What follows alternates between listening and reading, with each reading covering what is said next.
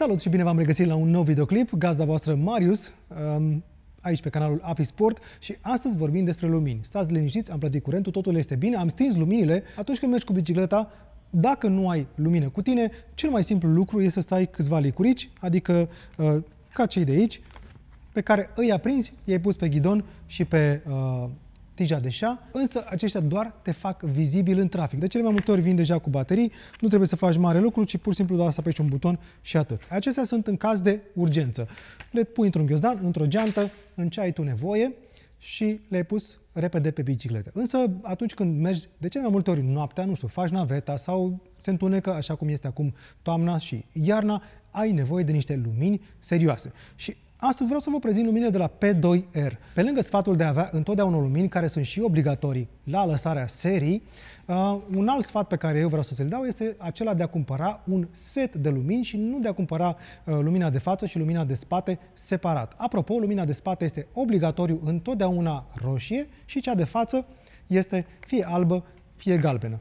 Un al treilea sfat pe care vreau să vi-l dau, înainte de a vă prezenta luminițele despre care vorbeam mai devreme, este să cumpărați lumini cu baterie integrată. Nimic nu este mai enervant decât să vrei să pornești o lumină fix în mijlocul nopții și să nu ai baterii. E adevărat că și astea, dacă uiți să le încarci, e mai complicat, pentru că bateriile simple, alcaline, 2A sau 3A, se pot schimba foarte ușor dacă ai baterii de rezervă cu tine și într-o secundă ai deja o lumină nouă, în schimb aici dacă ai uitat să le încarci, asta înseamnă că trebuie să aștepți puțin să se încarce. Acum, vorbeam deja despre setul acesta de lumini, care costă 122 de lei și vine cu o lumină de plastic, o lumină micuță și cu o altă lumină la fel de plastic, cu montură cu zgârci. Bineînțeles, majoritatea luminilor au această montură cu cauciuc, însă luminile mai scumpe puțin vin cu monturi speciale, metalice, care se montează fie sub șa, fie pe ghidon. O lumină cu care poți vedea, să zicem, până la vreo aproape 10 metri, însă ce e important este că atunci când calculezi cât de departe luminează, trebuie să calculezi și cu ce viteză poți merge. De cele mai multe ori o lumină puternică îți permite să mergi cu viteze de peste 30-40 de km pe oră, însă o lumină micuță cum este aceasta, recomandarea mea este să menții o viteză 20, maxim 30 de km pe oră, pentru că asta înseamnă că trebuie să vezi mult mai departe. Un alt aspect pe care vreau să-l menționez este faptul că, deși lumina aceasta este robustă, trebuie să spun însă că se simte că este o lumină de buget. Are câteva funcții pe care tu poți să le folosești, adică funcția de lumină maximă, lumină medie și lumină minimă.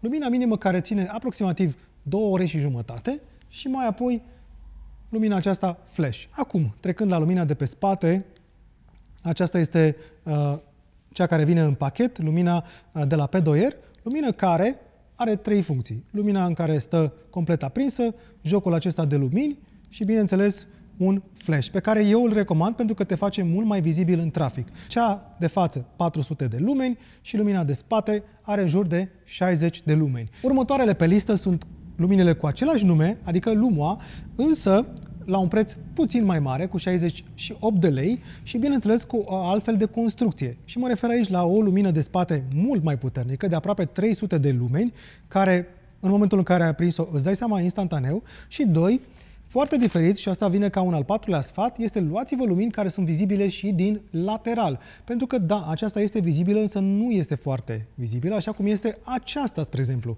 Sunt două diferențe foarte importante. Da, obligatorii sunt catadioptrii la bicicletă, ceea ce îi permite unui șofer să te vadă din lateral. Reflectorizantul acela trebuie să formeze un cerc continuu, însă lumina aceasta te ajută foarte mult când ești mult mai vizibil din lateral.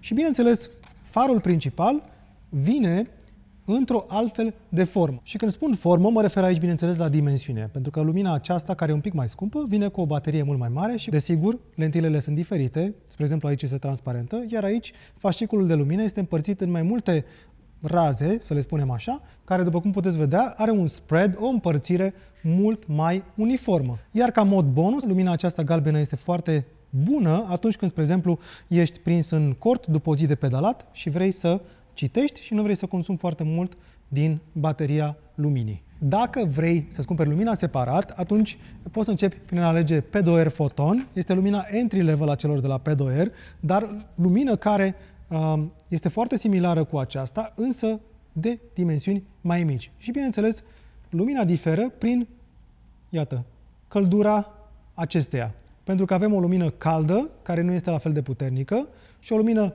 rece, care, bineînțeles, bate mult mai departe. Și dacă vrei să duci lucrurile la extrem, atunci poți să dai absolut toți banii pe care aveai în buget pe o lumină ca aceasta. Este vorba despre P2R Photon, vârful de gamă, cu 1000 de lumeni, o lumină care, din punctul meu de vedere, le are pe toate. În primul rând, care are un buton aici iluminat, în așa fel încât în întuneric să vezi unde trebuie să apeși, după care pornești lumina și crede-mă că poți să mergi cu 45 de km pe oră fără niciun fel de problemă, având în vedere că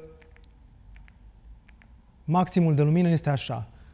Fără probleme poți lumina de aici până în 100 de metri și ai un mod flash care este și SOS. În momentul în care rămâi prins, cere ajutor printr-o simplă lumină. Și o să mă întreb, Marius, care este lumina ta preferată? Ei bine, mi-am cumpărat luminile în set și se numesc Luma, cele pe care le-am prezentat mai devreme. Este varianta entry level, perfect echilibrată și anume nu este peste ușa șoferului, adică nu îi va deranja pe ceilalți și nici pe bicicliști, în primul rând. O lumină de 400 de lumeni cu un bec care să-mi indice nivelul de încărcare a bateriei, iar după aceea, următoarea este favorita mea, este lumina de spate și se numește Talix. Talix 30, care are o funcție foarte interesantă. În momentul în care pui frână, se aprinde mai puternic, după care revine la aprinderea inițială. Bineînțeles că are mai multe moduri prin care fie să lumineze, moduri auto, moduri manuale și așa mai departe. Ce mi se pare foarte tare este faptul că dacă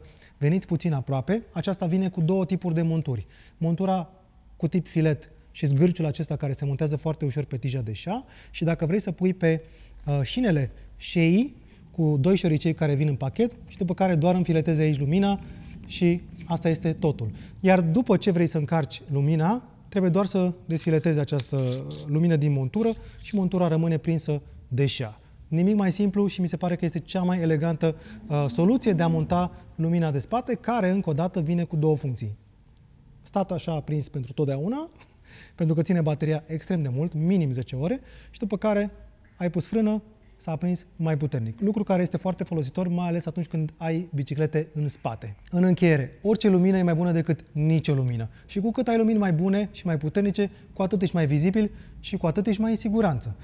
Pe de altă parte, îți recomand să-ți alegi luminile în funcție de unde le folosești. Dacă ești pe mountain bike și mergi extrem, atunci cu siguranță ia-ți o lumină puternică ca aceasta. Dacă mergi doar în oraș și faci naveta ușor, o lumină ca aceasta și o lumină entry level ca aceasta sunt suficiente. Super! Toate luminile le găsești pe avisport.ro sau dacă vrei să vii să le testezi în magazin, dar trebuie să vii noaptea ca să stingem luminile, te așteptăm aici pe șoseaua Virtuții numărul 25 la magazinul Afisport Bucharest Bike Traffic.